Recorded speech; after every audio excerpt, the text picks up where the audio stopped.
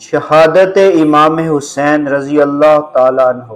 مقصد شہادت: ہر سال محرم میں کروڑوں مسلمان، شیعہ بھی اور سنی بھی، امام حسین رضی اللہ عنہ کی شہادت پر اپنے رنج و غم کا اظہار کرتے ہیں، لیکن افسوس ہے کہ ان غم گساروں میں سے بہت ہی کم لوگ اس مقصد کی طرف توجہ کرتے ہیں جس کے لیے امام نے نہ صرف اپنی جان عزیز قربان کی بلکہ اپنے کنبے کے بچوں تک کو کٹوا دیا۔ کسی شخص کی مظلومانہ شہادت پر اس کے اہل خاندان کا اور اس خاندان سے محبت و عقیدت یا ہمدردی رکھنے والوں کا اظہار غم کرنا تو ایک فطری بات ہے۔ ایسا رنج و غم دنیا کے ہر خاندان اور اس سے تعلق رکھنے والوں کی طرف سے ظاہر ہوتا ہے۔ اس کی کوئی اخلاقی قدر و قیمت اس سے زیادہ نہیں ہے کہ اس شخص کی ذات کے ساتھ اس کے رشتہ داروں کی اور خاندان کے ہمدردوں کی محبت کا ایک فطری نتیجہ ہے۔ لیکن سوال یہ ہے کہ امام حسین کی وہ کیا خصوصیت ہے جس کی وجہ سے 1320 برس گزر جانے پر بھی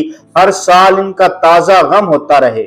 اگر یہ شہادت کسی مقصد عظیم کے لیے نہ تھی تو محض ذاتی محبت و تعلق کی بنا پر صدیوں اس کا غم جاری رہنے کی کوئی معنی نہیں ہے۔ اور خود امام کی اپنی نگاہ میں اس محض ذاتی اور شخصی محبت کی کیا قدر و قیمت ہو سکتی ہے؟ انہیں اگر اپنی ذات اس مقصد سے زیادہ عزیز ہوتی تو وہ اسے قربان ہی کیوں کرتے؟ ان کی یہ قربانی تو خود اس بات کا ثبوت ہے کہ وہ اس مقصد کو جان سے بڑھ کر عزیز رکھتے تھے۔ لہٰذا اگر ہم اس مقصد کے لیے کچھ نہ کریں بلکہ اس کے خلاف کام کرتے رہیں تو محض ان کی ذات کے لیے گریہ زاری کر کے اور ان کے قاتلوں پر لعن طعن کر کے قیامت کے روز نہ تو ہم امام ہی سے کسی داد کی امید رکھ سکتے ہیں اور نہ یہ توقع رکھ سکتے ہیں کہ ان کا خدا اس کی کوئی قدر کرے گا۔ اب دیکھنا چاہیے کہ وہ مقصد کیا ہے۔ کیا امام تخت و تاج کے لیے اپنے کسی ذاتی استحقاق کا دعویٰ رکھتے تھے اور اس کے لیے انہوں نے سر دھڑ کی بازی لگائی؟ کوئی شخص بھی جو امام حسین کے گھرانے کی بلند اخلاقی سیرت کو جانتا ہے یہ بدگمانی نہیں کر سکتا کہ یہ لوگ اپنی ذات کے لیے اقتدار حاصل کرنے کی خاطر مسلمانوں میں خون ریزی کر سکتے تھے۔ اگر تھوڑی دیر کے لیے ان لوگوں کا نظریہ ہی صحیح مان لیا جائے جن کی رائے میں یہ خاندان حکومت پر اپنے ذاتی استحقاق کا دعویٰ رکھتا تھا، تب بھی حضرت ابوبکر سے لے کر امیر معاویہ تک 50 برس کی پوری تاریخ اس بات کی گواہ ہے کہ حکومت حاصل کرنے کے لیے لڑنا اور کشت و خون کرنا ہرگز ان کا مسلک نہ تھا۔ اس لیے لامحالہ یہ ماننا ہی پڑے گا کہ امام علی مقام کی نگاہیں اس وقت مسلم معاشرے اور اسلامی ریاست کی روح اور اس کے مزاج اور اس کے نظام میں کسی بڑے تغیر کے آثار دیکھ رہی تھی جسے روکنے کی جدوجہد کرنا ان کے نزدیک ضروری تھا۔ حتیٰ کہ اس راہ میں لڑنے کی نوبت بھی آ جائے تو نہ صرف جائز بلکہ فرض سمجھتے تھے۔ ریاست کے مزاج، مقصد اور دستور کی تبدیلی۔ وہ تغیر کیا تھا؟ ظاہر ہے کہ لوگوں نے اپنا دین نہیں بدل دیا تھا۔ حکمرانوں سمیت سب لوگ خدا اور رسول اور قرآن کو اسی طرح مان رہے تھے جس طرح پہلے مانتے تھے۔ مملکت کا قانون بھی نہیں بدلا تھا۔ عدالتوں میں قرآن اور سنت ہی کے مطابق تمام معاملات کے فیصلے بنی امیہ کی حکومت میں بھی ہو رہے تھے جس طرح ان کے برسر اقتدار آنے سے پہلے ہوا کرتے تھے۔ بلکہ قانون میں تغیر تو 19ویں صدی عیسوی سے پہلے دنیا کی کسی مسلم حکومتوں میں اور کسی کے دور میں بھی نہیں ہوا۔ بعض لوگ یزید کے شخصی کردار کو بہت نمایاں کر کے پیش کرتے ہیں جس سے یہ عام غلط فہمی پیدا ہو گئی کہ وہ تغیر جسے روکنے کے لیے امام کھڑے ہوئے تھے بس یہ تھا کہ ایک برا آدمی برسر اقتدار آ گیا تھا۔ لیکن یزید کی سیرت و شخصیت کا جو برے سے برا تصور پیش کرنا ممکن ہے اسے جوں کا توں مان لینے کے بعد بھی یہ بات قابل تسلیم نہیں ہے کہ اگر نظام صحیح بنیادوں پر قائم ہو تو محض ایک برے آدمی کا برسر اقتدار آ جانا کوئی ایسی بڑی بات ہو سکتی ہے جس پر امام حسین جیسا دانا و زیرک اور علم شریعت میں گہری نظر رکھنے والا شخص بے صبر ہو جائے۔ اس لیے یہ شخصی معاملہ بھی وہ اصل تغیر نہیں ہے جس نے امام کو بے چین کیا تھا۔ تاریخ کے غیر مطالعے سے جو چیز واضح طور پر ہمارے سامنے آتی ہے وہ یہ ہے کہ یزید کی ولی عہدی اور پھر اس کی تخت نشینی سے دراصل جس خرابی کی ابتدا ہو رہی تھی وہ اسلامی ریاست کے دستور اور اس کے مزاج اور اس کے مقصد کی تبدیلی تھی۔ اس تبدیلی کے پورے نتائج اگرچہ اس وقت سامنے نہ آئے تھے لیکن ایک صاحب نظر آدمی گاڑی کا رخ تبدیل ہوتے یہ جان سکتا ہے کہ اب اس کا راستہ بدل رہا ہے اور جس راہ پر یہ مڑ رہی ہے وہ آخر کار اسے کہاں لے جائے گا۔ یہی رخ کی تبدیلی تھی جسے امام نے دیکھا اور گاڑی کو پھر سے صحیح پٹڑی پر ڈالنے کے لیے اپنی جان لڑا دینے کا فیصلہ کیا۔ نقطہ انحراف۔ اس چیز کو ٹھیک ٹھیک سمجھنے کے لیے ہمیں دیکھنا چاہیے کہ رسول اللہ صلی اللہ علیہ وسلم اور خلفائے راشدین کی سربراہی میں ریاست کا جو نظام 40 سال تک چلتا رہا تھا، اس کے دستور کی بنیادی خصوصیات کیا تھیں، اور یزید کی ولی عہدی سے مسلمانوں میں جس دوسرے نظام ریاست کا آغاز ہوا اس کے اندر کیا خصوصیات دولت بنی امیہ و بنی عباس اور بعض کے بادشاہوں میں ظاہر ہوئیں۔ اسی تقابل سے ہم یہ جان سکتے ہیں کہ یہ گاڑی پہلے کس لائن پر چل رہی تھی اور اس نقطہ انحراف پر پہنچ کر آگے وہ کس لائن پر چل پڑی، اور اسی تقابل سے ہم یہ سمجھ سکتے ہیں کہ جس شخص نے رسول اللہ صلی اللہ علیہ وسلم اور سیدہ فاطمہ اور حضرت علی کی آغوش میں تربیت پائی تھی اور جس نے صحابہ کی بہترین سوسائٹی میں بچپن سے بڑھاپے تک کی منزلیں طے کی تھی، وہ کیوں اس نقطہ انحراف کے سامنے آتے ہی گاڑی کو اس نئی لائن پر جانے سے روکنے کے لیے کھڑا ہو گیا، اور کیوں اس نے اس بات کی بھی پرواہ نہ کی کہ اس زوردار گاڑی کا رخ موڑنے کے لیے اس کے آگے کھڑے ہو جانے کا کیا نتیجہ ہو سکتا ہے۔ انسانی بادشاہی کا آغاز۔ اسلامی ریاست کی اولین خصوصیت یہ تھی کہ اس میں صرف زبان ہی سے یہ نہیں کہا جاتا تھا بلکہ سچے دل سے یہ مانا بھی جاتا تھا اور عملی رویے سے اس عقیدہ و یقین کا پورا ثبوت بھی دیا جاتا تھا کہ ملک خدا کا ہے، باشندے خدا کی رعیت ہے اور حکومت اس رعیت کے معاملے میں خدا کے سامنے جواب دہ ہے۔ حکومت اس رعیت کی مالک نہیں ہے اور رعیت اس کی غلام نہیں ہے۔ حکمرانوں کا کام سب سے پہلے اپنی گردن میں خدا کی بندگی و غلامی کا کلاوہ ڈالنا ہے، پھر یہ ان کی ذمہ داری ہے کہ خدا کی رعیت پر اس کا قانون نافذ کریں۔ لیکن یزید کی ولی عہدی سے جس انسانی بادشاہی کا مسلمانوں میں آغاز ہوا اس میں خدا کی بادشاہی کا تصور صرف زبانی اعتراف تک محدود رہ گیا۔ عملاً اس نے وہی نظریہ اختیار کر لیا جو ہمیشہ سے ہر انسانی بادشاہ کا رہا ہے، یعنی ملک بادشاہ اور شاہی خاندان کا اور وہ رعیت کی جان، مال، آبرو، ہر چیز کا مالک ہے۔ خدا کا قانون ان بادشاہتوں میں نافذ ہوا بھی تو صرف عوام پر ہوا، بادشاہ اور ان کے خاندان اور امراء و حکام زیادہ تر اس سے مستثنا ہی رہے۔ امر بالمعروف و نہی عن المنکر کا تعطل۔ اسلامی ریاست کا مقصد خدا کی زمین میں نیکیوں کو قائم کرنا اور فروغ دینا ہے جو خدا کو محبوب ہیں، اور ان برائیوں کو دبانا اور مٹانا تھا جو خدا کو ناپسند ہیں۔ مگر انسانی بادشاہت کا راستہ اختیار کرنے کے بعد حکومت کا مقصد فاتح ممالک اور تسخیر خلائق اور تحصیل باج و خراج اور عیش دنیا کے سوا کچھ نہ رہا۔ خدا کا کلمہ بلند کرنے کی خدمت بادشاہوں نے کم ہی کبھی انجام دی۔ ان کے ہاتھوں اور ان کے امراء اور حکام اور درباریوں کے ہاتھوں بھلائیاں کم اور برائیاں بہت زیادہ پھیلیں۔ بھلائیوں کے فروغ اور برائیوں کی روک تھام اور اشاعت دین اور علوم اسلامی کی تحقیق و تدوین کے لیے جن اللہ کے بندوں نے کام کیا، انہی حکومتوں سے مدد ملنی تو درکار، اکثر وہ حکمرانوں کے غضب میں گرفتار رہے اور اپنا کام وہ ان کی مزاحمتوں کے علی الرغم ہی کرتے رہے۔ ان کی کوششوں کے برعکس حکومتوں اور ان کے حکام و متوسلین کی زندگیوں اور پالیسیوں کے اثرات مسلم معاشرے کو پہم اخلاقی زوال ہی کی طرف لے جاتے رہے۔ حد یہ ہے کہ ان لوگوں نے اپنے مفاد کی خاطر اسلام کی اشاعت میں رکاوٹیں ڈالنے سے بھی دریغ نہ کیا، جس کی بدترین مثال بنو امیہ کی حکومت میں 9 مسلموں پر جزیہ لگانے کی صورت میں ظاہر ہوئی۔ اسلامی ریاست کی روح تقوی اور خدا ترسی اور پرہیزگاری کی روح تھی، جس کا سب سے بڑا مظہر خود ریاست کا سربراہ ہوتا تھا۔ حکومت کے عمال اور قاضی اور سپہ سالار سب اس روح سے سرشار ہوتے تھے اور پھر اسی روح سے وہ پورے معاشرے کو سرشار کرتے تھے۔ لیکن بادشاہی کی راہ پر پڑتے ہی مسلمانوں کی حکومتوں اور ان کے حکمرانوں نے کیسر و کسرا کے سے رنگ ڈھنگ اور ٹھاٹ باٹ اختیار کر لیے۔ عدل کی جگہ ظلم و جور کا غلبہ ہوتا چلا گیا، پرہیزگاری کی جگہ فسق و فجور اور راگ رنگ اور عیش و عشرت کا دورہ شروع ہو گیا۔ حلال و حرام کی تمیز سے حکمرانوں کی سیرت و کردار خالی ہوتی چلی گئی، سیاست کا رشتہ اخلاق سے ٹوٹتا چلا گیا۔ خدا سے خود ڈرنے کی بجائے حاکم لوگ بندگان خدا کو اپنے آپ سے ڈرانے لگے اور لوگوں کے ایمان اور ضمیر بیدار کرنے کی بجائے انہیں اپنی بخششوں کے لالچ سے خریدنے لگے۔ اسلامی دستور کے بنیادی اصول، یہ تو تھا روح و مزاج، مقصد اور نظریے کا تغیر۔ ایسا ہی تغیر اسلامی دستور کے بنیادی اصولوں میں بھی رونما ہوا۔ اس دستور کے 7 اہم ترین اصول تھے جن میں سے ہر ایک کو بدل ڈالا گیا۔ نمبر 1، آزادانہ انتخاب۔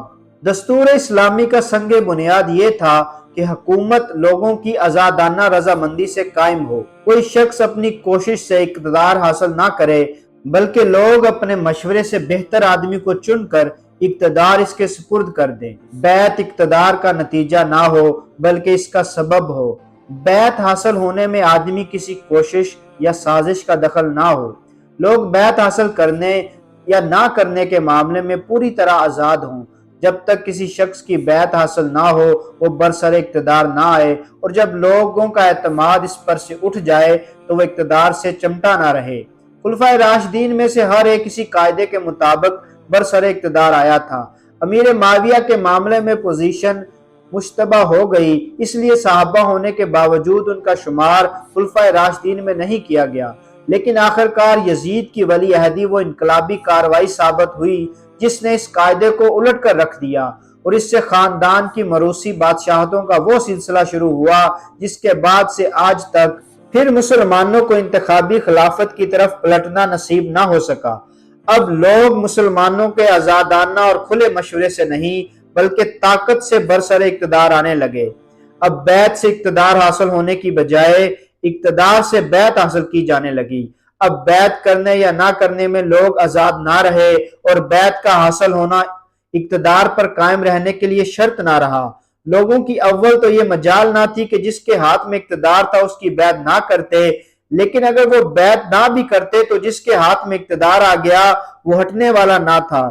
اسی جبری بیعت کو کل عدم قرار دینے کا قصور جب منصور عباسی کے زمانے میں امام مالک سے سرزد ہوا تو ان کی پیٹھ پر کوڑے برسائے گئے اور ان کے ہاتھ شانوں سے اکھڑوا دیے گئے۔ نمبر 2، شورائی نظام۔ دوسرا اہم ترین قاعدہ اس دستور کا یہ تھا کہ حکومت مشورے سے کی جائے، اور مشورہ ان لوگوں سے کیا جائے جن کے علم، تقوی اور اصابت رائے پر عام لوگوں کو اعتماد ہو۔ خلفائے راشدین کے عہد میں جو لوگ شورا کے رکن بنائے گئے، اگرچہ ان کو انتخاب عام کے ذریعے سے منتخب نہیں کرایا گیا تھا، جدید زمانے کے تصور کے لحاظ سے وہ نامزد کردہ لوگ ہی تھے، لیکن خلفاء نے یہ دیکھ کر ان کو مشیر نہیں بنایا تھا کہ یہ ہماری ہاں میں ہاں ملانے اور ہمارے مفاد کی خدمت کرنے کے لیے موزوں ترین لوگ ہیں، بلکہ انہوں نے پورے خلوص اور بے غرضی کے ساتھ قوم کے بہترین عناصر کو چنا تھا جن سے وہ حق گوئی کے سوا کسی چیز کے توقع نہ رکھتے تھے، جن سے یہ امید تھی کہ وہ ہر معاملے میں اپنے علم و ضمیر کے مطابق بالکل صحیح ایماندارانہ رائے دیں گے، جس سے کوئی شخص بھی یہ اندیشہ نہ رکھتا تھا کہ وہ حکومت کو کسی غلط راہ پر جانے دیں گی۔ اگر اس وقت ملک میں آج کل کے طریقے کے مطابق انتخابات بھی ہوتے تو عام مسلمان انہی لوگوں کو اپنے اعتماد کا مستحق قرار دیتے، لیکن شاہی دور کا آغاز ہوتے ہی شورا کا یہ طریقہ بدل گیا۔ اب بادشاہ استبداد اور مطلق انانی کے ساتھ حکومت کرنے لگے۔ اب شہزادے اور خوشامدی اہل دربار اور صوبوں کے گورنر اور فوجوں کے سپہ سالار ان کی کونسل کے ممبر تھے۔ اب وہ لوگ ان کے مشیر تھے جن کے معاملے میں اگر قوم کی رائے لی جاتی تو اعتماد کے 1 ووٹ کے مقابلے میں لعنت کے 1000 ووٹ آتے، اور اس کے برعکس وہ حق شناسی و حق کو اہل علم و تقوی جن پر قوم کو اعتماد تھا وہ بادشاہوں کی نگاہ میں کسی اعتماد کے مستحق نہ تھے، بلکہ الٹے معتوب یا کم از کم مشتبہ تھے۔ نمبر 3، اظہار رائے کی آزادی۔ اس دستور کا تیسرا اصول یہ تھا کہ لوگوں کو اظہار رائے کی پوری آزادی ہو۔ امر بالمعروف و نہی عن المنکر کو اسلام نے ہر مسلمان کا حق ہی نہیں بلکہ فرض قرار دیا تھا۔ اسلامی معاشرے اور ریاست کے صحیح راستے پر چلنے کا انحصار اس بات پر تھا کہ لوگوں کے ضمیر اور ان کی زبانیں آزاد ہوں، وہ ہر غلط کام پر بڑے سے بڑے آدمی کو ٹوک سکیں اور حق بات پر ملا کہہ سکیں۔ خلافت راشدہ میں صرف یہی نہیں کہ لوگوں کا یہ حق پوری طرح محفوظ تھا، بلکہ خلفائے راشدین سے ان کا فرض سمجھتے تھے اور اس فرض کے ادا کرنے میں ان کی ہمت افزائی کرتے تھے۔ ان کی مجلس شورا کے ممبروں ہی کو نہیں، قوم کے ہر شخص کو بولنے اور ٹوکنے اور خود خلیفہ سے باز پرس کرنے کی مکمل آزادی تھی۔ جس کے استعمال پر لوگ ڈانٹ اور دھمکی سے نہیں بلکہ داد اور تعریف سے نوازے جاتے تھے۔ یہ آزادی ان کی طرف سے کوئی عطیہ اور بخشش نہ تھی جس کے لیے وہ قوم پر اپنا احسان جتاتے، بلکہ یہ اسلام کا عطا کردہ ایک دستوری حق تھا جس کا احترام کرنا وہ اپنا فرض سمجھتے تھے، اور اسے بھلائی کے لیے استعمال کرنا ہر مسلمان پر خدا اور رسول کا عائد کرتا ایک فریضہ تھا، جس کی ادائیگی کے لیے معاشرے اور ریاست کی فضا کو ہر وقت سازگار رکھنا اور ان کی نگاہ میں فرائض خلافت کا ایک اہم جز تھا۔ لیکن بادشاہی دور کا آغاز ہوتے ہی ضمیر پر کفل چڑھا دیے گئے اور منہ بند کر دیے گئے۔ اب قاعدہ یہ ہو گیا کہ زبان کھولو تو تعریف میں کھولو ورنہ چپ رہو، اور اگر تمہارا ضمیر ایسا زور آور ہے کہ حق گوئی سے تم باز نہیں رہ سکتے تو قید یا قتل کے لیے تیار ہو جاؤ۔ یہ پالیسی رفتہ رفتہ مسلمانوں کو پست ہمت، بزدل اور مصلحت پرست بناتی چلی گئی۔ خطرہ مول لے کر سچی بات کہنے والے ان کے اندر کم از کم ہوتے چلے گئے۔ خوشامد اور چاپلوسی کی قیمت مارکیٹ میں چڑھتی اور حق پرستی اور راست بازی کی قیمت گرتی چلی گئی۔ اعلیٰ قابلیت رکھنے والے ایماندار اور آزاد خیال لوگ حکومت سے بے تعلق ہو گئے، اور عوام کا حال یہ ہو گیا کہ کسی شاہی خاندان کی حکومت برقرار رکھنے کے لیے ان کے دلوں میں کوئی جذبہ باقی نہ رہا۔ ایک کو ہٹانے کے لیے جب دوسرا آیا تو انہوں نے مدافعت میں انگلی تک نہ ہلائی، اور گرنے والا جب گرا تو انہوں نے ایک لات اور رسید کر کے اسے زیادہ گہرے گڑھے میں پھینکا۔ حکومتیں جاتی اور آتی رہی، مگر لوگوں نے تماشائی سے بڑھ کر اس آمد و رفت کے منظر سے کوئی دلچسپی نہ لی۔ نمبر 4، خدا اور خلق کے سامنے جواب دہی۔ چوتھا اصول جو اس تیسرے اصول کے ساتھ لازمی تعلق رکھتا تھا یہ تھا کہ خلیفہ اور اس کی حکومت خدا اور خلق دونوں کے سامنے جواب دہ ہے۔ جہاں تک خدا کے سامنے جواب دہی کا تعلق ہے، اس کے شدید احساس سے خلفائے راشدین پر دن کا چین اور رات کا آرام حرام ہو گیا تھا، اور جہاں تک خلق کے سامنے جواب دہی کا تعلق ہے وہ ہر وقت ہر جگہ اپنے آپ کو عوام کے سامنے جواب دہ سمجھتے تھے۔ ان کی حکومت کا یہ اصول نہ تھا کہ صرف مجلس شورا یعنی پارلیمنٹ میں نوٹس دے کر ہی ان سے سوال کیا جا سکتا ہے، وہ ہر روز 5 مرتبہ نماز کی جماعت میں اپنی عوام کا سامنا کرتے تھے، وہ ہر ہفتے جمعے کی جماعت میں عوام کے سامنے اپنی کہتے اور سنتے تھے، وہ شب و روز بازار میں سے کسی باڈی گارڈ کے بغیر اور کسی ہٹاؤ بچاؤ کی آواز کے بغیر عوام کے درمیان چلتے پھرتے تھے۔ ان کی گورنمنٹ ہاؤس یعنی ان کے کچے مکان اور دروازہ ہر شخص کے لیے کھلا تھا اور ہر ایک ان سے مل سکتا تھا۔ ان سب مواقع پر ہر شخص ان سے سوال کر سکتا تھا اور جواب طلب کر سکتا تھا۔ یہ محدود جواب دہی نہ تھی بلکہ کھلی اور ہمہ وقتی جواب دہی تھی۔ یہ نمائندوں کے واسطے سے نہ تھی بلکہ پوری قوم کے سامنے براہ راست تھی۔ وہ عوام کی مرضی سے برسر اقتدار آئے تھے اور عوام کی مرضی انہیں ہٹا کر دوسرا خلیفہ ہر وقت لا سکتی تھی۔ اس لیے نہ تو انہیں عوام کا سامنا کرنے میں کوئی خطرہ محسوس ہوتا تھا اور نہ اقتدار سے محروم ہونا ان کی نگاہ میں کوئی خطرہ تھا کہ وہ اس سے بچنے کی کبھی فکر کرتے۔ لیکن بادشاہی دور کے آتے ہی جواب دہ حکومت کا تصور ختم ہو گیا۔ خدا کے سامنے جواب دہی کا خیال چاہے زبانوں پر رہ گیا ہو مگر عمل میں اس کے آثار کم ہی نظر آتے ہیں۔ رہی خلق کے سامنے جواب دہی تو کون مائی کا لال تھا جو ان سے جواب طلب کر سکتا؟ وہ اپنی قوم کے فاتح تھے، مفتوؤں کے سامنے کون فاتح جواب دہ ہوتا ہے؟ وہ طاقت سے برسر اقتدار آئے تھے اور ان کا نعرہ یہ تھا کہ جس میں طاقت ہو وہ ہم سے اقتدار چھین لے۔ ایسے لوگ عوام کا سامنا کب کیا کرتے تھے اور عوام ان کے قریب کہاں پھٹک سکتے تھے؟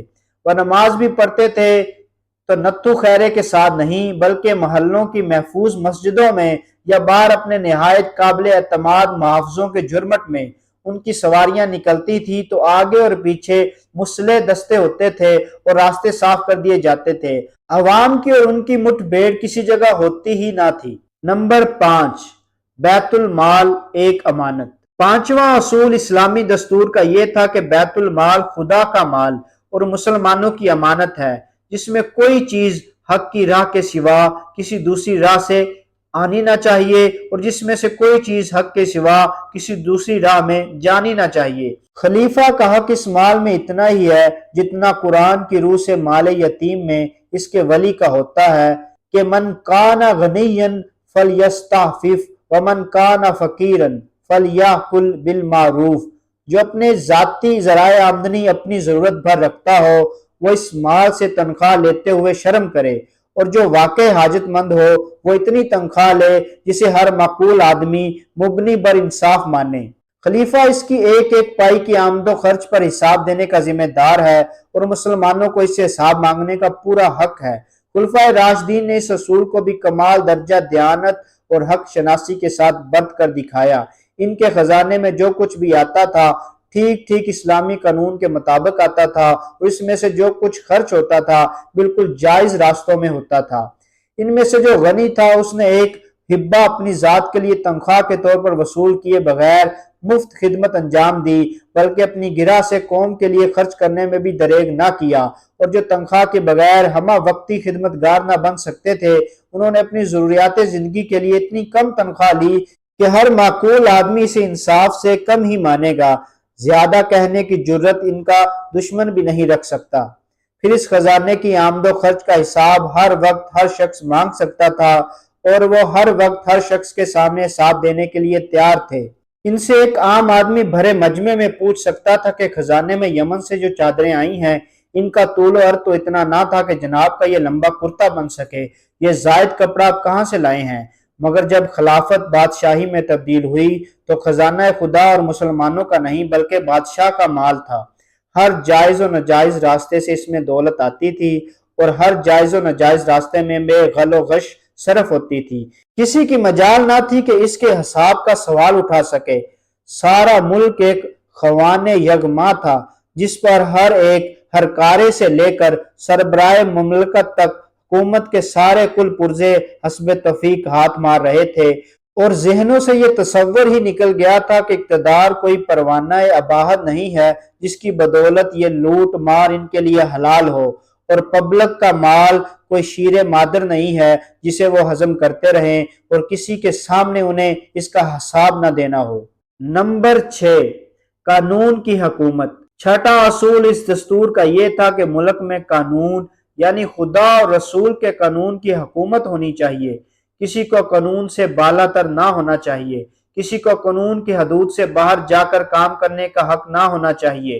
ایک عام آدمی سے لے کر سربراہ مملکت تک سب کے لیے ایک ہی قانون ہونا چاہیے اور سب پر اسے بے لاگ طریقے سے نافذ ہونا چاہیے، اور عدالتوں کو انصاف کرنے کے لیے ہر دباؤ سے بالکل آزاد ہونا چاہیے۔ خلفائے راشدین نے اس اصول کی پیروی کا بھی بہترین نمونہ پیش کیا تھا۔ بادشاہوں سے بڑھ کر اقتدار رکھنے کے باوجود وہ قانون الہی کی بندشوں میں جکڑے ہوئے تھے۔ نہ ان کی دوستی اور رشتہ داری قانون کی حد سے نکل کر کسی کو کچھ نفع پہنچا سکتی تھی، اور نہ ان کی ناراضی کسی کو قانون کے خلاف کوئی نقصان پہنچا سکتی تھی۔ کوئی ان کے اپنے حق پر بھی دست درازی کرتا تو وہ ایک عام آدمی کی طرح عدالت کا دروازہ کھٹکھٹاتے تھے، اور کسی کو ان کے خلاف شکایت ہوتی تو وہ استغاثہ کر کے انہیں عدالت میں کھینچ لا سکتا تھا۔ اسی طرح انہوں نے اپنی حکومت کے گورنروں اور سپہ سالاروں کو بھی قانون کی گرفت میں کس رکھا تھا۔ کسی کی مجال نہ تھی کہ عدالت کے کام میں کسی قاضی پر اثر انداز ہونے کا خیال بھی کرتا۔ کسی کا یہ مرتبہ نہ تھا کہ قانون کی حد سے قدم باہر نکال کر مواخذے سے بچ جاتا، لیکن خلافت سے بادشاہی کی طرف انتقال واقع ہوتے ہی اس قاعدے کے بھی چیتھڑے اڑ گئے۔ اب بادشاہ اور شہزادے اور امراء و حکام اور سپہ سالار ہی نہیں، شاہی ملات کے منہ چڑے لونڈیاں غلام تک قانون سے بالا تر ہو گئے۔ لوگوں کی گردنیں اور پیٹھیں اور مال و آبرو سب ان کے لیے مباح ہو گئے۔ انصاف کے دو معیار بن گئے، ایک کمزور کے لیے اور دوسرا طاقتور کے لیے۔ مقدمات میں عدالتوں پر دباؤ ڈالے جانے لگے اور بے لاگ انصاف کرنے والے قاضیوں کی شامت آنے لگی، حتیٰ کہ خدا ترس فقہائے عدالت کی کرسی پر بیٹھنے کی بجائے کوڑے کھانا اور قید ہونا زیادہ قابل ترجیح سمجھا جاتا کہ وہ ظلم و جبر کے اعلیٰ کار بن کر خدا کے عذاب کے مستحق نہ بنے۔ نمبر 7، حقوق اور مراتب کے لحاظ سے کامل مساوات۔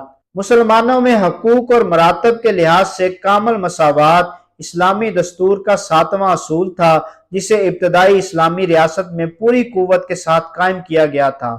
مسلمانوں کے درمیان نسل، وطن، زبان وغیرہ کو کوئی امتیاز نہ تھا۔ قبیلے اور خاندان اور حسب و نسب کے لحاظ سے کسی کو کسی پر فضیلت نہ تھی۔ خدا اور رسول کے ماننے والے سب لوگوں کے حقوق یکساں تھے اور سب کی حیثیت برابر تھی۔ ایک کو دوسرے پر ترجیح اگر تھی تو سیرت و اخلاق اور اہلیت و صلاحیت اور خدمات کے لحاظ سے تھی، لیکن خلافت کی جگہ جب بادشاہی نظام آیا تو عصبیت کے شیاطین ہر گوشے سے سر اٹھانے لگے۔ شاہی خاندان اور ان کے حامی خانوادوں کا مرتبہ سب سے بلند و برتر ہو گیا اور ان کے قبیلوں کو دوسرے قبیلوں پر ترجیح حقوق حاصل ہو گئے۔ عربی اور عجمی کے تعصبات جاگ اٹھے اور خود عربوں میں قبیلے اور قبیلے کے درمیان کشمکش پیدا ہو گئی۔ ملت اسلامیہ کو اس چیز نے جو نقصان پہنچایا اس پر تاریخ کے اوراق گواہ ہیں۔ امام حسین کا مومنانہ کردار۔ یہ تھے وہ تغیرات جو اسلامی خلافت کو خاندانی بادشاہت میں تبدیل کرنے سے رونما ہوئے۔ کوئی شخص اس تاریخی حقیقت کا انکار نہیں کر سکتا کہ یزید کی ولی عہدی ان تغیرات کا نقطہ آغاز تھی، اور اس بات سے بھی انکار ممکن نہیں کہ اس نقطے سے چل کر تھوڑی مدت کے اندر ہی بادشاہی نظام میں وہ سب خرابیاں نمایاں ہو گئی جو اوپر بیان کی گئی ہیں۔ جس وقت یہ انقلابی قدم اٹھایا گیا تھا اس وقت یہ خرابیاں اگرچہ بکمال و کمال سامنے نہ آئی تھی، مگر ہر صاحب بصیرت آدمی جان سکتا تھا کہ اس کے اقدام کے لازمی نتائج یہی کچھ ہیں، اور اس سے ان اصلاحات پر پانی پھر جانے والا ہے جو اسلام نے سیاست اور ریاست کے نظام میں کی ہیں۔ اس لیے امام حسین اس پر صبر نہ کر سکے اور انہوں نے فیصلہ کیا کہ جو بدتر سے بدتر نتائج بھی انہیں ایک مضبوط جمی جماعی صورت کے خلاف اٹھنے میں بھگتنا پڑیں، ان کا خطرہ مول لے کر بھی انہیں اس انقلاب کو روکنے کی کوشش کرنی چاہیے۔